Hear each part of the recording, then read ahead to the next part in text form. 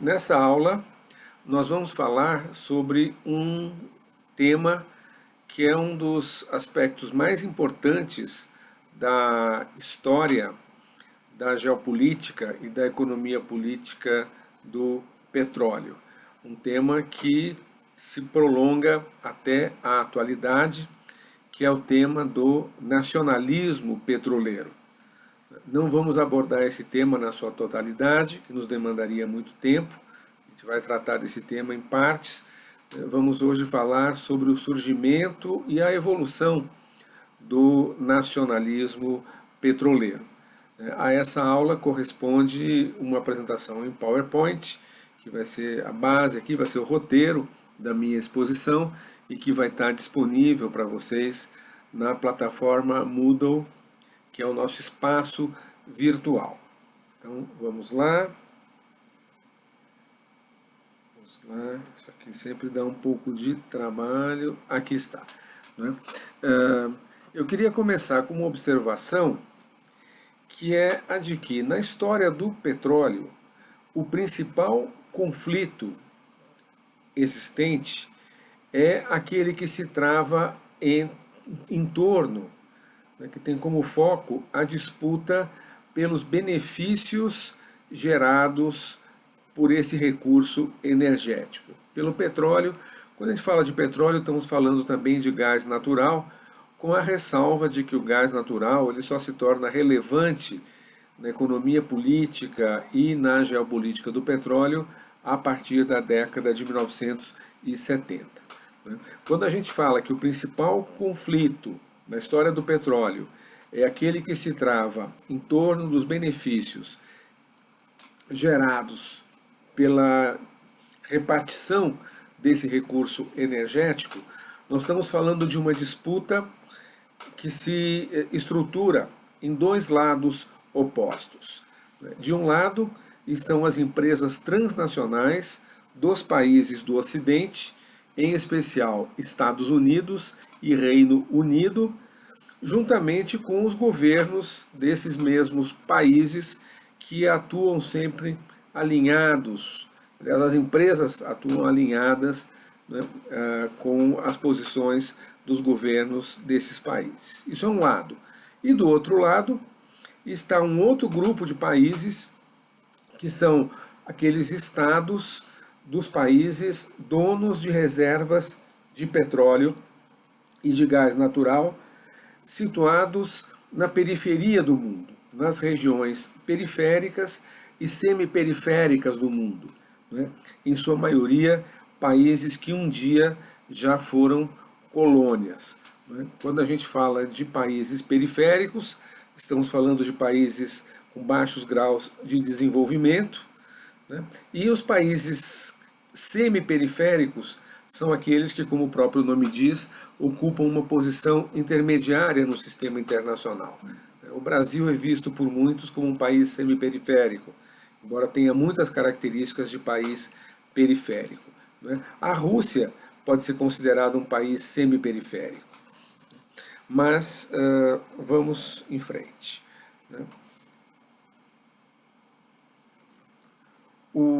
É importante observar, quando se fala no nacionalismo petroleiro, é que a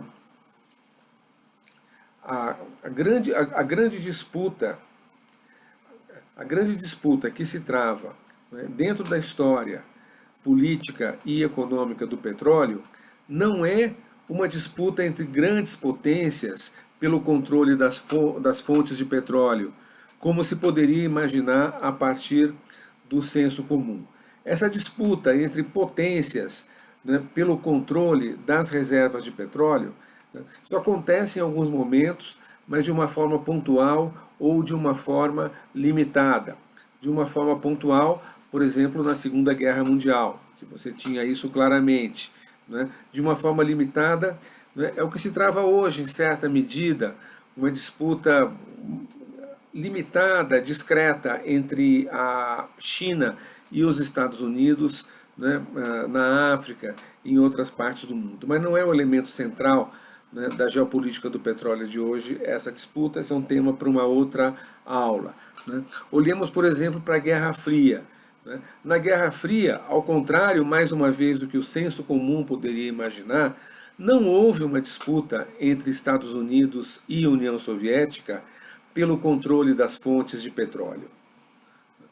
Até porque, tanto um lado quanto o outro lado da Guerra Fria, eles estavam muito bem abastecidos de petróleo durante todo aquele período de 70 anos, que é o que durou a Guerra Fria, um pouco mais do que isso.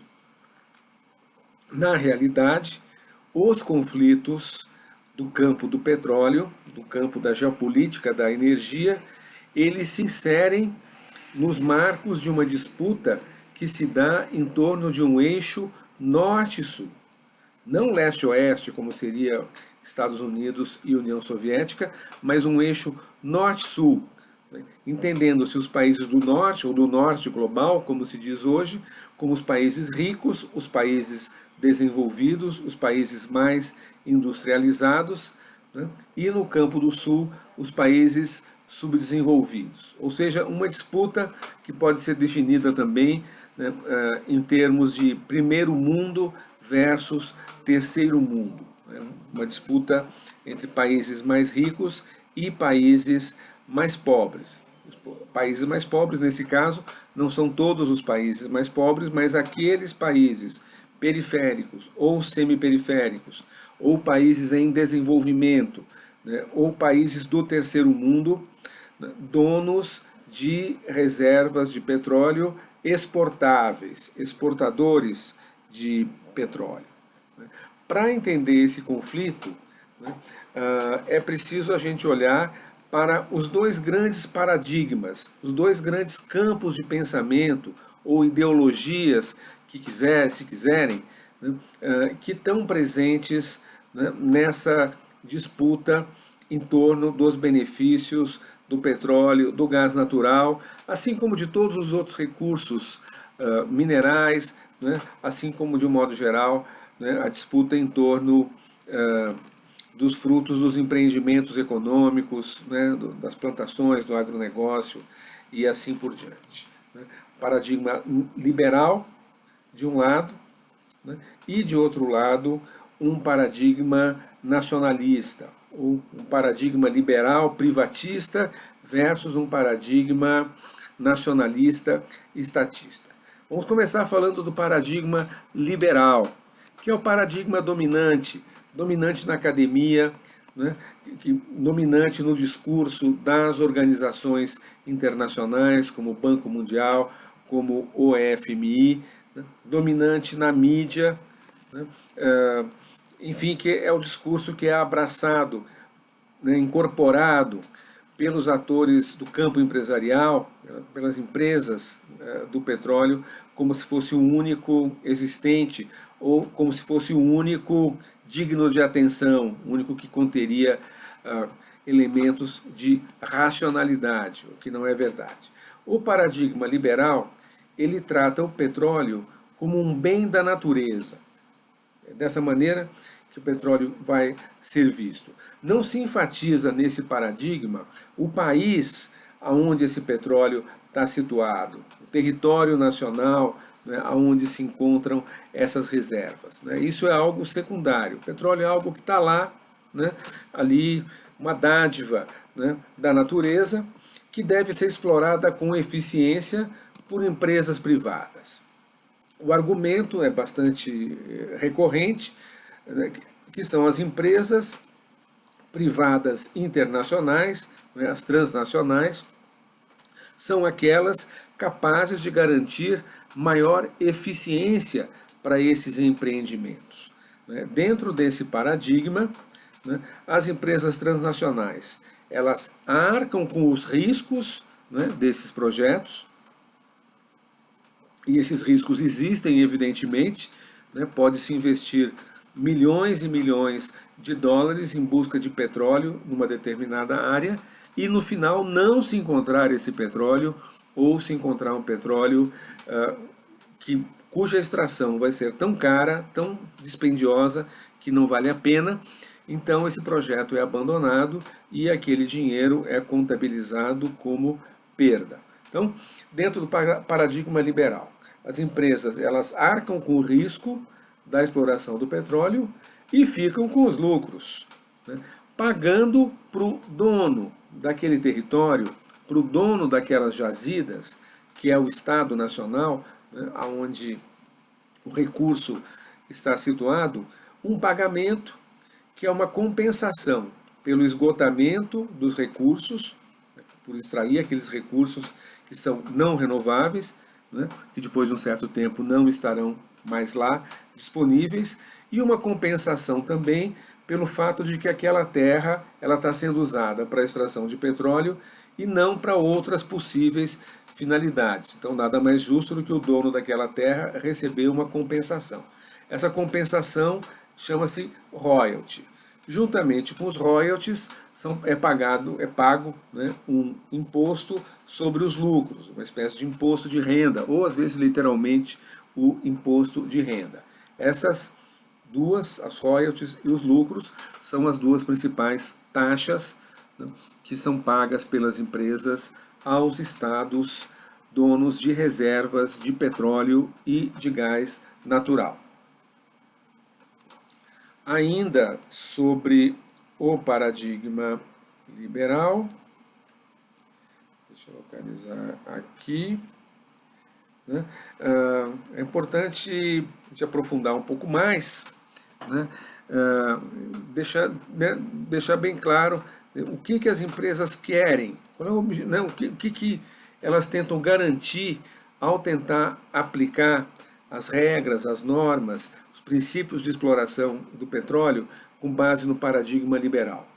Elas querem, acima de tudo, liberdade para explorar o petróleo de acordo com as suas próprias conveniências, com as conveniências dos seus negócios.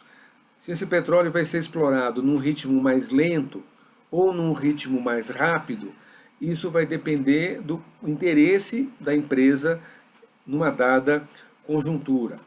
Essas empresas elas querem o poder de decisão, o máximo, total poder de decisão sobre esses empreendimentos. A escolha dos fornecedores, aonde que eles vão contratar os navios, as sondas, as perfuradoras, os tanques, os computadores, enfim, as tubulações, né? Uma parafernália gigantesca de equipamentos caríssimos, de alta tecnologia, né, que são utilizados nos projetos de exploração de petróleo e gás. Essa empresa ela quer ter liberdade para decidir aonde que ela vai comprar, né?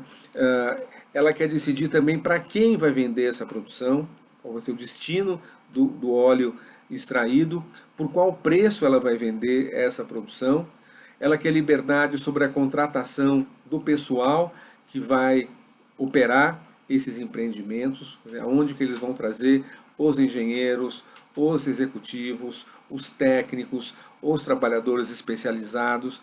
Os trabalhadores não especializados, em geral, eles contratam mesmo nos países onde os projetos estão situados, porque em geral é uma mão de obra muito barata. Mas a partir de um certo nível de qualificação, eles preferem trabalhar com os seus próprios funcionários dos seus países de origem, né?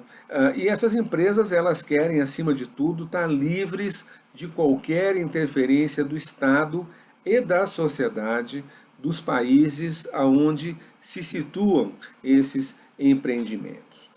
Uma outra palavra que é muito corrente no discurso liberal sobre a exploração de recursos energéticos é o da segurança jurídica. Segurança jurídica significa a garantia de que os contratos firmados no início de um empreendimento não serão mudados no decorrer do tempo. O que a princípio parece muito justo, porém na prática não é tão simples assim, porque muitas vezes esses contratos, né, que entregam concessões, entregam vastas extensões de território, né, como área exclusiva para a exploração petrolífera de uma determinada empresa ou de um consórcio de empresas, muitas vezes esses contratos são firmados em termos que depois se percebe serem nocivos ao interesse nacional daquele Estado. Então, já, em geral, já num outro governo, depois de uma mudança política, né, uma mudança ideológica também, né, nas concepções que vão nortear, né, a política energética desses países donos de recursos energéticos, de petróleo e de gás. Então, aí esses governos costumam buscar a revisão desses contratos em termos que eles consideram mais compatíveis com o interesse nacional.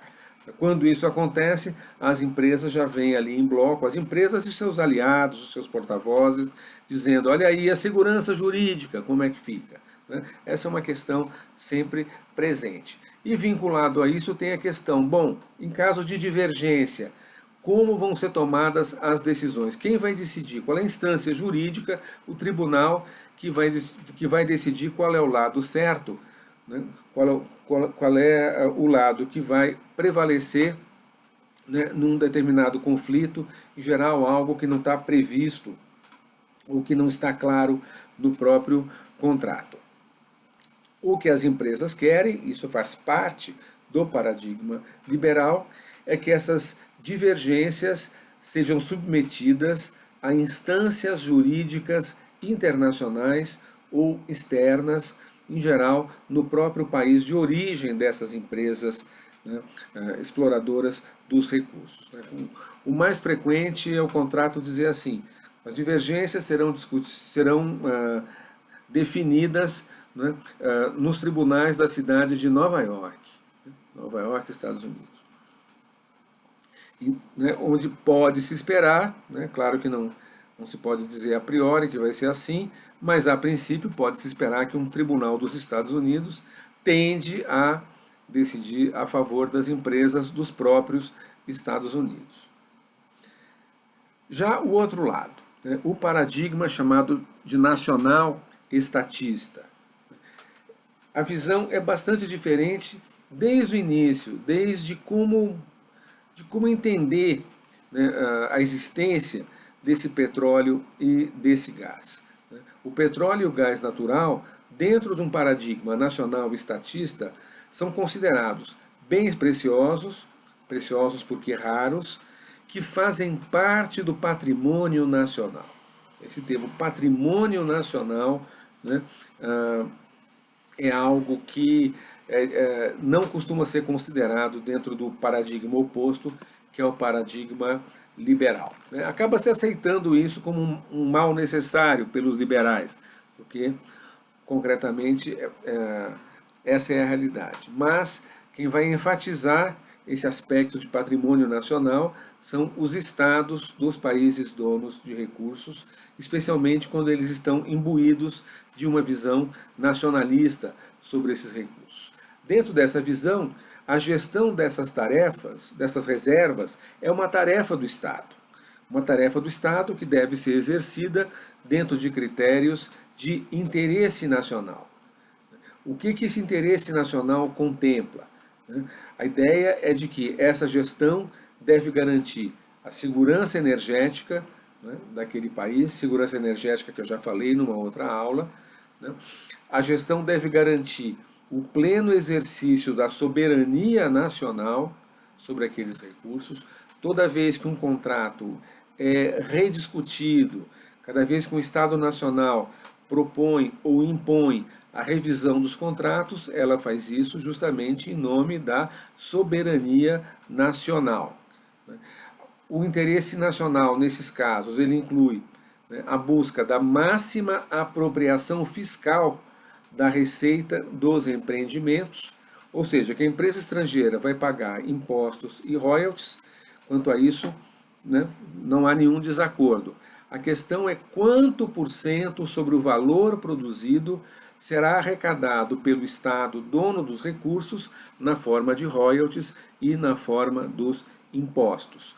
Em geral, os Estados nacionais, inclusive, eles preferem colocar a maior parte dessa arrecadação nos royalties e não nos impostos, porque os royalties são cobrados sobre o valor bruto da produção. Os royalties são calculados a partir do volume que é extraído efetivamente, fisicamente, né, nos poços de petróleo, nos poços de gás. Né, algo que não é muito difícil de ser medido. Pode ser fraudado, mas é mais difícil de fraudar. Já o imposto é calculado sobre os livros contábeis da empresa. A contabilidade de uma empresa ela pode ser facilmente manipulada a fim de esconder os lucros, né, para que esses lucros apresentados sejam menores do que os reais, e como os impostos são calculados sobre esses lucros declarados, dessa forma pode-se rebaixar o valor dos impostos ou até não pagar imposto nenhum. Empresas que claramente são altamente lucrativas, elas acabam aparecendo na contabilidade como empresas que dão prejuízo. Também faz parte do, né, do paradigma nacional estatista, né, a vinculação dos projetos de exploração de petróleo e gás com metas de desenvolvimento nacional. Né? Ou seja, a busca do desenvolvimento, né? É a ideia de se utilizar, né, as oportunidades geradas pela presença da indústria do petróleo, ainda que seja uma indústria estrangeira, dentro de um território de um país, para criar empregos de qualidade, para incentivar a produção de atores econômicos locais, né, dinamizar a economia local. Então essas metas de desenvolvimento nacional, elas incluem muitas vezes a instalação de refinarias. Essa empresa fica trabalhando aqui no meu país, explorando o petróleo, mas bota aí uma refinaria de petróleo para que nem todo o petróleo produzido seja exportado na sua forma bruta e para que nós que temos petróleo no nosso território não sejamos obrigados a importar os derivados do petróleo, a gasolina, o óleo diesel, o querosene, etc., mas que esses derivados também sejam produzidos no nosso país. Esse tipo de coisa, né, faz parte dessas metas de desenvolvimento nacional. Né. O paradigma nacional estatista, ele dá preferência às empresas estatais, né, naqueles países que têm condição de estabelecer, construir empresas estatais produtoras de petróleo. Como é o caso do Brasil, que desde 1953 nós temos a Petrobras. Dentro desse paradigma, inclusive, chega-se a pensar no máximo, né, como ali o objetivo supremo, que essas empresas estatais de petróleo elas tenham o monopólio dessa exploração, ou seja, o petróleo é extraído exclusivamente pela empresa estatal daquele país. É o monopólio estatal do petróleo que a Petrobras teve no Brasil até meados da década de 1990, quando no governo do Fernando Henrique Cardoso, quando o paradigma liberal foi implantado no Brasil com bastante força, então foi quebrado o monopólio da Petrobras sobre a exploração, refino e distribuição sempre teve uma participação privada, mas a prospecção, a exploração, né, e o refino de petróleo no Brasil era monopólio da Petrobras até 1996, se não me engano. E por fim, né, a resolução das divergências, né, dentro do paradigma nacional estatista, obviamente, é que essas divergências sejam resolvidas em tribunais do próprio país, onde estão situadas as reservas, e de acordo com as leis daquele país. Né? Nada de resolver as pendengas em Nova York ou na Corte Internacional de Haia, na Holanda.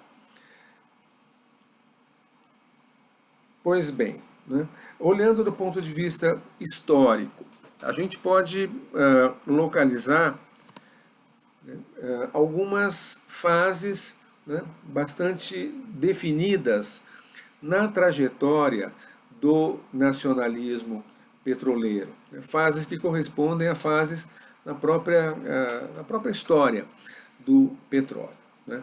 Existe uma primeira fase, que é a fase do amplo predomínio das empresas internacionais de petróleo.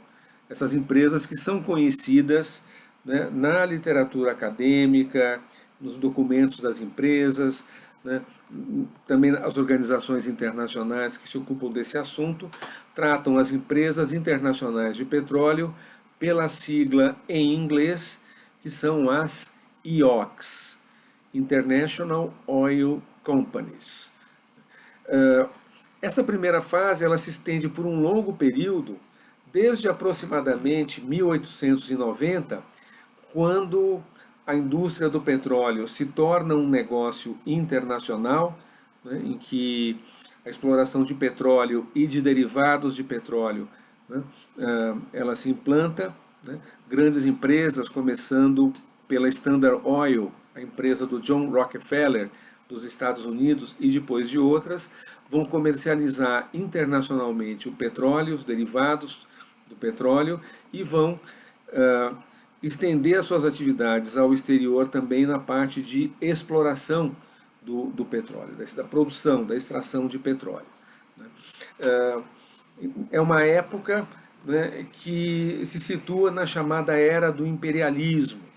Não que o imperialismo tenha acabado, mas isso é uma discussão que eu prefiro não entrar aqui.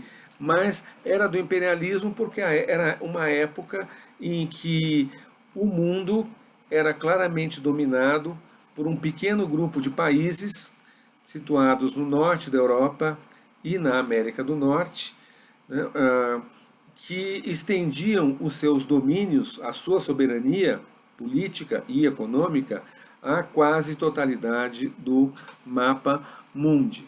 Se a gente olha o que era o mundo, por exemplo, na década de 30, quando há uma grande expansão da indústria internacional de petróleo, sob o controle de um punhado de grandes empresas, as chamadas Sete Irmãs, empresas dos Estados Unidos e da Inglaterra e da Holanda. Nessa época, né, o que era o mapa mundi? Você tinha a África inteira, né, tomada por colônias, né, todos os povos da África, aqueles territórios colonizados por potências europeias, com uma única exceção, que era a Etiópia, que também acabou sendo invadida pela Itália nos antecedentes da Segunda Guerra Mundial. A maior parte da Ásia também era formada por colônias, né, colônias francesas, colônias britânicas, né, a maior de todas a Índia. Imagina a Índia, país gigantesco, que vai ultrapassar em pouco tempo a China como o país mais populoso do mundo, era uma colônia britânica, até 1948. E dessa colônia faziam parte também os atuais Paquistão, Bangladesh e Sri Lanka. Então, a Ásia é tomada por colônias, e mesmo a China, que não era uma colônia, mas também não era exatamente um país soberano. A China, enfim, era um país, um estado fraquíssimo, à mercê, né, de potências estrangeiras, sobretudo europeias, e também o Japão, que impunham ali a sua vontade. E em outra parte do mundo, sobretudo na América Latina e alguns outros lugares do mundo, você já tinha estados soberanos, mas estados bastante débeis, esses estados periféricos, com governos autoritários, né, ditaduras, governos exercidos por elites políticas que não levavam em conta os interesses do conjunto, né, da sociedade, da população, né, e que eram muito mais atentos às demandas, à busca de atender às demandas das metrópoles do mundo, né, das ordens, enfim, das orientações que vinham da Europa e dos Estados Unidos, do que atender às demandas e às necessidades de suas próprias populações. Eram esses estados, né, colonizados, embora em países formalmente independentes, que assinaram os primeiros grandes contratos de concessão em favor das empresas estrangeiras na América Latina. sobretudo no México e na Venezuela, que eram os dois grandes exportadores latino-americanos naquela época. Conforme eu já disse em outra aula, essas empresas internacionais de petróleo, elas estavam numa posição muito favorável. Elas tinham o monopólio do capital, eram elas e só elas que detinham os recursos, imensos recursos necessários para se implantar a indústria do petróleo. Elas tinham o monopólio da tecnologia necessária para a extração de petróleo. Hoje, num projeto, digamos, comum, né, de exploração de petróleo, não tem mistério nenhum, é uma tecnologia que é amplamente conhecida, mas na época não era assim, né, apenas, né, nos Estados Unidos, na Inglaterra e em alguns outros poucos países existiam engenheiros e técnicos que sabiam como se faz para prospectar o solo, descobrir onde tem petróleo, geólogos também, né, e depois extrair esse petróleo. E por fim, o acesso aos mercados, né? Afinal de contas, o que poderia fazer um país como o México, por exemplo, se extraísse o seu próprio petróleo e vender para quem? Né? E vender como? E transportar como? Quem detinha os navios petroleiros? Quem tinha o controle dos mercados, da comercialização, do refino dos produtos petrolíferos eram essas mesmas empresas, né, aquelas que vão ser chamadas, apelidadas de sete irmãs. Essas empresas, então, elas faziam contratos de concessão nesses países periféricos, né, faziam contratos de concessão com seus próprios estados nacionais, onde haviam colônias, e por esses contratos de concessão elas garantiam o controle, né, e a liberdade total de uso dessas reservas da forma que melhor lhes aprovesse, por prazos enormes. Eram contratos válidos por 40 anos, por 50 anos. Né? E, em última instância, né, sempre havia a possibilidade de uso do poder militar dessas grandes potências em apoio às suas empresas internacionais de petróleo. É o que aconteceu, por exemplo, no Irã, na década de 30, quando a monarquia iraniana tentou revisar os contratos para obter termos um pouquinho mais favoráveis para o Irã. Não era ainda a nacionalização do petróleo, que seria feita no mesmo Irã 20 anos depois, né? E naquele momento os ingleses, e eram os ingleses que estavam explorando o petróleo iraniano, uma empresa estatal inglesa, né, a Anglo-Iranian Oil Company, os ingleses então estacionaram seus navios de guerra em frente aos portos iranianos, numa clara ameaça de disparar os canhões, né, caso houvesse um impasse ali sem solução. Ainda assim, né, nesse período, né, inicial, nesse período de amplo domínio do capital internacional sobre a indústria global do petróleo, né, ali, né, nas bordas, nas frestas, né, desse sistema amplamente controlado pelas empresas internacionais de petróleo, né, ainda assim, né, vai surgindo uma contracorrente, que é o nacionalismo petroleiro. Né. Uma série de fatos, né, entrou para a história como marcos, né, nesse processo. Né. Em primeiro lugar, algo que não pertence exatamente ao fenômeno do nacionalismo petroleiro, né, mas sim ao fenômeno da luta pelo socialismo no mundo. Um primeiro fato que ocorre na Rússia soviética, ou seja, a Rússia revolucionária, né, a Rússia que vivia um processo de uma revolução comunista, que resultou na implantação, na criação da União Soviética. A União Soviética ainda não tinha sido oficialmente criada, algo que vai ocorrer somente em 1922, mas em 1920, 2 anos antes, a Rússia revolucionária nacionaliza o petróleo.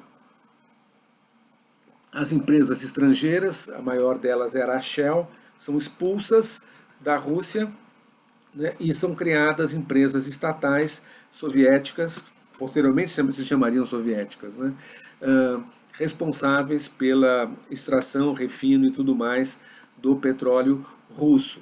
Né. Dizia-se que aquilo não ia dar certo, que essa empresa estatal, né, desse país, vivendo ainda o período caótico da Revolução, da guerra civil que se seguiu à Revolução, que eles não seriam capazes de dar conta da complexidade das tarefas de uma indústria de petróleo. Como sempre acontece nesses casos, essas previsões fracassaram, né, e em pouco tempo, poucos anos depois, a Rússia, já a União Soviética, estavam exportando petróleo para a Europa, que compravam o petróleo soviético porque petróleo não tem ideologia. E eles precisavam de petróleo e o petróleo russo era um petróleo barato. O primeiro lance que a gente pode ali classificar como realmente uma expressão do nascente nacionalismo petroleiro é o que ocorre na Argentina em 1922.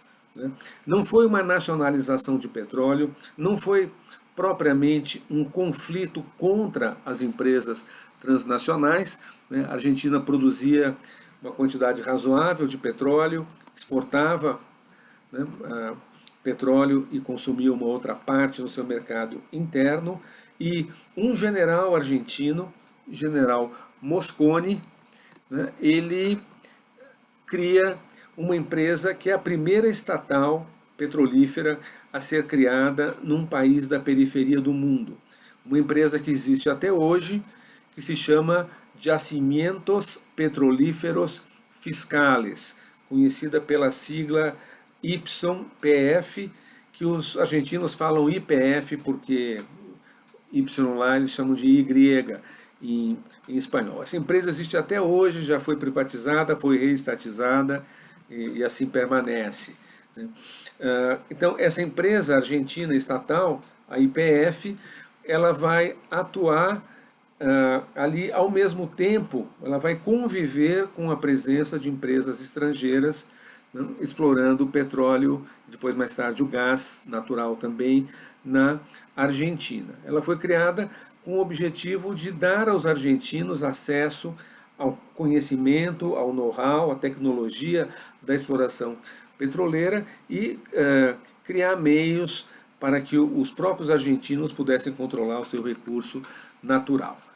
A primeira nacionalização de uma empresa petrolífera vai acontecer somente em 1937, 15 anos depois da criação da YPF Argentina. A Bolívia nacionaliza a Standard Oil, a empresa americana que explorava o petróleo boliviano. Essa nacionalização ela foi feita por militares nacionalistas, né, que haviam tomado o poder após a Guerra do Chaco, uma guerra em que a Bolívia foi derrotada pelo Paraguai, e haviam suspeitas e acusações de que a Standard Oil, instalada na Bolívia, estivesse ali envolvida naquele conflito, apoiando o inimigo, apoiando o lado paraguaio. Então havia ali um sentimento nacionalista muito forte, né, ligado à derrota boliviana na Guerra do Chaco, né, que criou as condições políticas para a nacionalização dos ativos da Standard Oil na Bolívia e a criação de uma empresa estatal que também existe até hoje na Bolívia, depois de muitos altos e baixos, que é a Yacimientos Petrolíferos Fiscales Bolivianos, YPFB, né, obviamente inspirada no exemplo argentino. Né. Mas a Bolívia produzia pouco petróleo, um país com uma inserção muito débil, né, nos circuitos internacionais, né, da energia, e a nacionalização, que teria um impacto maior, é a que acontece no ano seguinte, no México, quando o presidente Lázaro Cárdenas, né, após um longo conflito, né, entre o governo e também os sindicatos mexicanos contra as empresas estrangeiras, né, o México nacionaliza o petróleo, expulsa as empresas estrangeiras petrolíferas e cria a Pemex, Petróleos Mexicanos S.A., que existe até hoje é a maior empresa mexicana. Esse episódio ele aparece nos filmes que vocês, né, têm acessos, mostrado ali em detalhes, né, então eu vou apenas mencionar, não vou contar aqui essa história, né, apenas assinalar que a reação do governo dos Estados Unidos e do governo do Reino Unido não foi nada simpática em relação a essa atitude do governo mexicano. As empresas inglesas e estadunidenses pediram aos seus governos e conseguiram um boicote ao petróleo mexicano. Então a ideia era essa: vocês querem nacionalizar o petróleo?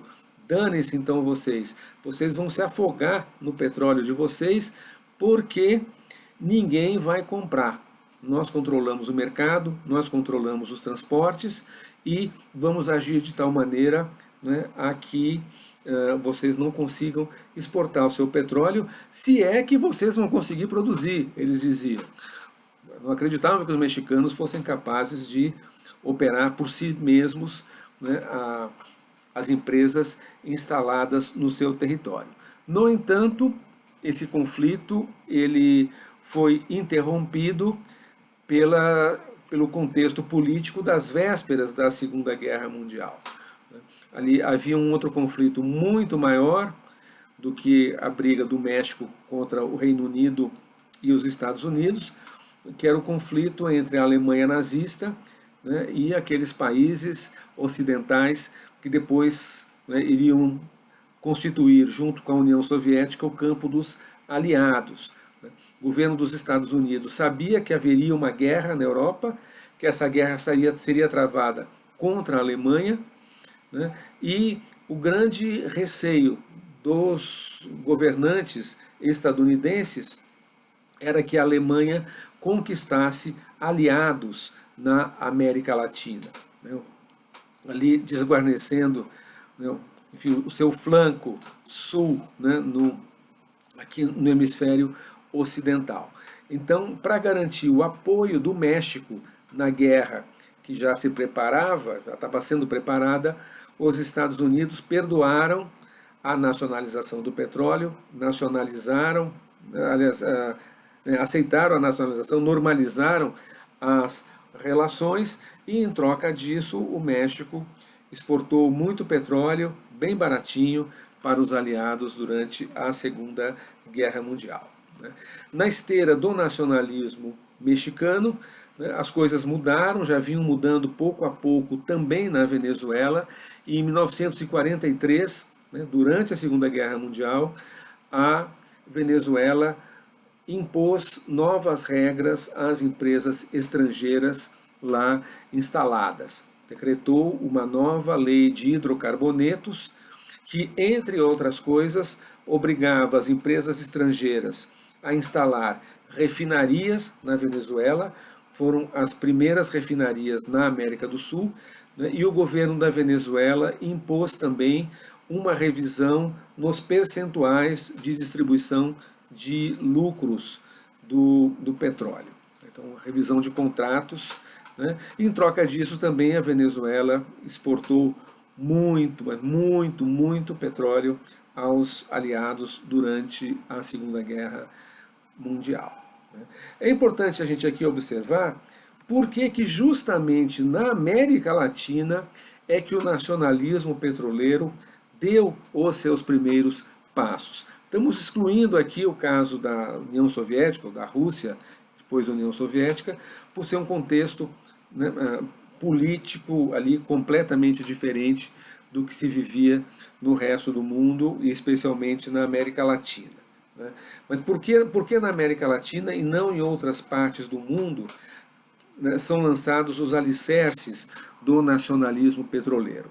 Ora, é necessário a gente observar aqui que o nacionalismo petroleiro é um fenômeno estatal, que tem no seu centro o Estado Nacional, né, e uma ideologia nacionalista que coloca o Estado no centro das decisões, no centro da gestão da vida econômica.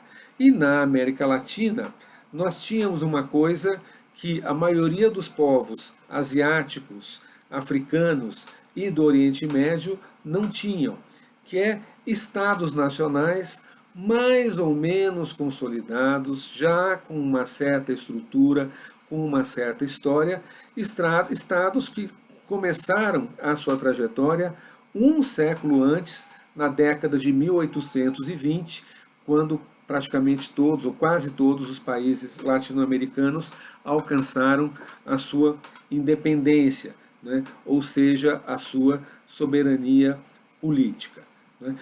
No resto do mundo, né, na década de 20, na década de 30, na década de 40, quando o nacionalismo petroleiro aqui na América Latina estava dando os primeiros passos, no resto do mundo a maior parte do petróleo era extraída em colônias, o caso da Indonésia, que era uma colônia holandesa, se chamava Índias Orientais Holandesas, ou semicolônias, como era o caso do Iraque, dominado pelos britânicos, ou países formalmente soberanos, mas com governos extremamente frágeis, dependentes, como era o caso da monarquia do Irã. Nesse mesmo período, quando boa parte do mundo ainda estava numa situação colonial, né, com todo o atraso econômico, né, que caracteriza, né, a dependência colonial, né, nós aqui na América Latina, bem ou mal, com todos os nossos problemas, estávamos modernizando rapidamente a nossa sociedade, a nossa vida econômica, estávamos nos urbanizando, as nossas sociedades se tornavam mais diversas, com o surgimento de uma classe trabalhadora assalariada urbana, que vai formar os seus sindicatos, que vão ter influência política maior ou menor, de acordo com o país, e o surgimento e uma ampliação bastante rápida de uma classe média que vai ter grande influência na política também, que vai formar partidos políticos, né, e que vai apresentar, né, enfim, as suas próprias propostas, né, e que vão muito naquela época no sentido de fortalecimento da soberania nacional, ou seja, do nacionalismo. A América Latina, na América Latina já se desenvolviam, já floresciam rudimentos de democracia política, de vida democrática, que não era nada comparável ao que vieram a ser as democracias do pós-Segunda Guerra Mundial, né, ou do pós-ciclo militar, né, na América Latina. Mas, comparados com outras partes do mundo, havia uma possibilidade de participação da sociedade muito maior nos assuntos públicos. E essa participação favoreceu o avanço de uma visão nacionalista, que pressionava os governos a defender os recursos naturais, a defender a economia nacional e, especialmente, o petróleo.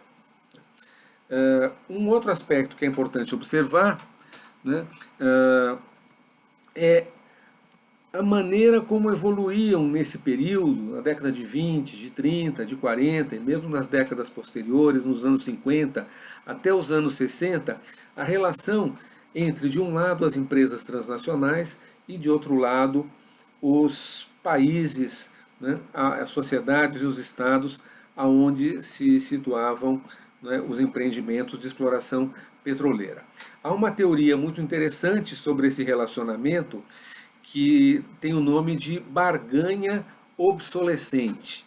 Uma teoria que foi formulada, né, por um grande economista estadunidense, Raymond Vernon. Faz parte de um livro que ele publicou em 1871, justamente no momento em que estava bombando, em que estava no auge, né, o conflito entre os nacionalistas dos países donos de reservas de petróleo e as empresas transnacionais. O que diz o Vernon? O que é essa barganha obsolescente de que ele fala? Ele vai situar dois momentos nessa relação. Empresas, as IOCs, empresas internacionais de petróleo de um lado, e os estados donos de petróleo de outros. O primeiro momento, aquele que nós já falamos, é aquele em que as empresas estrangeiras têm a faca e o queijo na mão. Essas empresas, elas chegam para os governos e dizem assim: olha, nós sabemos que tem petróleo aí no país de vocês, nós queremos explorar esse petróleo, queremos fazer um contrato com vocês, vamos ficar com 85%, 90% da receita, vocês vão ficar com 10%, mas se não for isso, vocês vão ficar sem nada, porque vocês não têm condição de fazer isso por conta de vocês. Então, é pegar ou largar. É claro que todo mundo topou, né? Porque era melhor do que deixar o petróleo lá no fundo da terra sem dar lucro para ninguém. Não passou pela cabeça de nenhum governo, isso seria completamente utópico, fantasioso, algum governo que dissesse: então tá bom, então vocês podem ir embora, nós vamos guardar esse petróleo para daqui a 30 anos, daqui a 50 anos, uma geração futura explorar, né, em condições melhores. É claro que eles queriam ali dinheiro na mão o mais rápido possível, né? O futuro é uma coisa que não existe. O que existe é o presente, né? Isso no primeiro momento. As empresas então se instalavam lá e faziam a festa, né? Levavam embora todo o petróleo, né? Deixando ali pequenas migalhas na mão dos estados hospedeiros, como eram chamados. Porém, vai acontecer o segundo momento. É aquele em que esses estados hospedeiros já fortaleceram um pouco a sua posição. Já não estão mais tão fraquinhos, tão débeis vis-à-vis as empresas estrangeiras, né? Esses estados eles já criaram suas próprias instituições, né? As elites desse país, né, dono de reservas, esse país subdesenvolvido, né,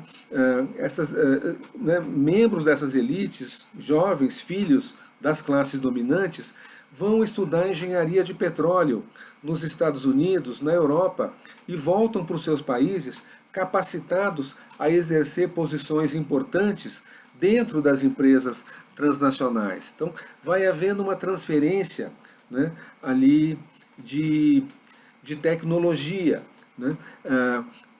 Aquele estado já não está mais fraco, já tem algum recurso, algum capital, né? Já vai se sentindo mais habilitado, né, a pouco ir assumindo para si tarefas, né, na indústria do petróleo, né? Essas sociedades elas vão se tornando sociedades mais fortes e os estados também mais fortes. Por outro lado, para as empresas estrangeiras, a posição já não é mais tão confortável. A empresa estrangeira já não pode chegar para o governo de um país X e dizer: olha, se vocês não estiverem contentes com a gente, é só vocês nos dizerem que nós vamos embora. Não podiam fazer isso porque o custo da saída dessa empresa seria muito alto. Eles teriam que deixar para trás todos os seus equipamentos, né, os seus ativos, né? E, por outro lado, né, aquele pequeno grupo de 7 empresas ocidentais, as 7 irmãs, aquele primeiro grupo já não estava sozinho no negócio. Haviam outras empresas nos próprios países centrais, empresas chamadas de independentes, sobretudo empresas dos Estados Unidos, que não faziam parte do grupo das 7 irmãs, que estavam doidas para entrar, pegar ali a sua fatia de mercado nos países periféricos e ofereciam condições muito melhores, muito mais vantajosas do que aquelas oferecidas pelas 7 irmãs, né? Então, pouco a pouco, a correlação de forças vai se invertendo em relação aos estados locais. Estados locais que incorporam cada vez mais um novo vocabulário, um discurso onde se sobressaem palavras como soberania, como desenvolvimento, né, como interesses nacionais, né? Então esses estados eles vão se sentindo empoderados, fortalecidos e vão impondo às empresas revisões de contratos, né? Antecipando rescisões de contratos, fazendo novos contratos mais favoráveis aos países periféricos, né? Mudando as regras. Então já não era mais 15% para os estados donos de reservas. Aqueles 20% já viram 30%, já viram 40%, né, ao longo das primeiras décadas, né, o que eu falei da Venezuela, a instalação de refinarias, etc. É claro que no horizonte, né, aonde que essa barganha obsolescente iria fatalmente desaguar? Na nacionalização total dessa indústria, que é o que estava acontecendo em 1871, quando o Mr. Raymond Vernon formulou essa teoria tão interessante e tão esclarecedora, né, sobre essa evolução da correlação de forças entre as empresas estrangeiras e os estados nacionais. A segunda fase no nacionalismo petroleiro, em que é aquela em que ele já não é mais um fenômeno, digamos assim, secundário, restrito basicamente à América Latina, algumas manifestações fora, como no Irã, mas muito tímidas. O nacionalismo petroleiro, ele vai se tornar ali o grande protagonista, né, das disputas políticas e econômicas, né, no cenário energético mundial. No pós-Segunda Guerra Mundial, quando começa esse período, né, período que vai até a criação da OPEP em 1960, período curto de apenas 15 anos, esse período ele transcorre num contexto muito diferente, né, no pós-45. É o contexto da descolonização, né, em que por toda a Ásia, por toda a África, por todo o Oriente Médio, aqueles povos colonizados se rebelam contra o jugo colonial, né, e vão, né, gradualmente, né, um período de 15 anos em que dezenas de novos países se formam no mundo, né, países independentes, né, governados por líderes das lutas de libertação nacional, da luta anticolonial. O Império Colonial Britânico se desmonta quase que completamente a partir da independência da Índia em 1948, seguida por dezenas de outras independências na Ásia, na África, no Oriente Médio e no Caribe, onde grande parte dos países independentes do Caribe hoje eram antigas colônias britânicas. O Império Francês também se desmorona, né, da mesma forma, né, e o que emerge na cena mundial, né, é uma nova proposta, uma nova visão, que é o terceiro mundismo, né, uma visão que vai surgir, né, como uma alternativa à bipolaridade em que o mundo estava mergulhado a partir do confronto entre os Estados Unidos e o campo capitalista de um lado e a União Soviética e o campo comunista do outro lado, né? No meio dessa disputa surgem um grande grupo de países, né, dizendo que o verdadeiro problema no mundo, o verdadeiro dilema do mundo não é entre capitalismo e socialismo. Né? O verdadeiro problema do mundo é a pobreza, né, e o grande conflito é entre os países ricos e os países pobres, e o grande desafio é o desafio do desenvolvimento. Né? Essa proposta ela vai ser afirmada na Conferência dos Países Não Alinhados, né, um termo muito interessante, né, que vai surgir nessa época, a famosa Conferência de Bandung, na Indonésia, que é um desses muitos novos países recém-independentes na época, inclusive um grande, na época, produtor e exportador de petróleo. Então, é um outro contexto político e que vem acompanhado no lado econômico, né, na parte rica do mundo, na Europa, nos Estados Unidos e no Japão, por um forte crescimento econômico, um crescimento econômico que é ali alimentado, abastecido por um forte consumo, um consumo voraz de petróleo, né, de tal maneira que os países desenvolvidos eles não podiam simplesmente descartar países exportadores, países produtores, porque precisavam desesperadamente do petróleo deles. Então, nesse período vão acontecer alguns marcos. Em 1948, a Venezuela consegue pela primeira vez impor uma nova regra de divisão da receita petroleira, que é um meio a meio, 50-50. Imediatamente, os países árabes todos, né, seguem um exemplo venezuelano, impõem também essa mesma regra. Né? Logo em seguida, na esteira desse processo de mudança das regras de repartição de lucros, ocorre um conflito no Irã, entre um recém-instalado governo democrático nacionalista no Irã e a empresa britânica Anglo-Iranian Oil Company. Esse conflito, que eu não vou fazer um relato aqui, nos filmes que estão disponíveis a vocês, né, e também na bibliografia que eu disponibilizei, que eu sugeri, né, tem ali um bom material sobre isso, inclusive um texto de minha autoria sobre a história do petróleo no Irã, né, enfim, que conta ali com certo grau de detalhes, né, os fatos históricos daquela época. Né. Enfim, né, o cenário dos anos 50 já é um cenário de luta aberta entre o nacionalismo petroleiro de um lado e as empresas transnacionais de outro. Essas empresas transnacionais elas têm uma vitória importante no Irã, com um golpe de Estado que derruba o governo nacionalista de Mossadegh, mas é uma vitória de fôlego curto.